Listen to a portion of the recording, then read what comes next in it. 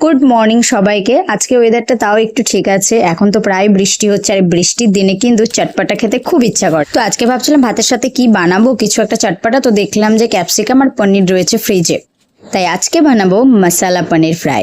চলুন দেখে নি কিভাবে কি করেছি। ফার্স্টে পনিরগুলোকে পিস পিস করে কেটে নিয়েছি, তারপরে পেঁয়াজগুলোকে টুকরো টুকরো করে নিয়েছি, ক্যাপসিকামটাকে টুকরো টুকরো করে নিয়েছি, ভালোভাবে ধুয়ে নিয়েছি, একটু লঙ্কা কুচিয়ে নিয়েছি।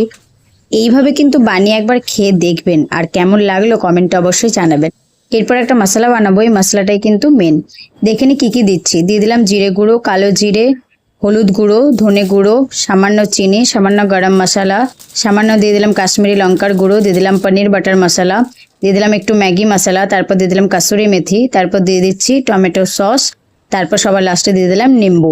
এরপরে এই যে কেটে রেখেছিলাম ক্যাপসিকাম পেঁয়াজ, এইগুলোকে ভালোভাবে তার মধ্যে দিয়ে ভালো মাখিয়ে নেব। এরপর দিয়ে দিচ্ছি সামান্য নুন, একটুখানি তেল, তারপরে ভালোভাবে পনির এই সমস্ত কিছুকে মিক্স করে নেব। তারপরে কড়াইয়ে তেল এখন গরম হয়ে গেছে, এবার এগুলোকে ভালোভাবে ফ্রাই করে নেব। হালকা একটু ঢেকে করবো এই জন্য, কারণ যেহেতু ক্যাপসিকামটা হালকা সিদ্ধ হয়ে যাবে সেজন্য, বেশিক্ষণ না, সামান্য আর কি।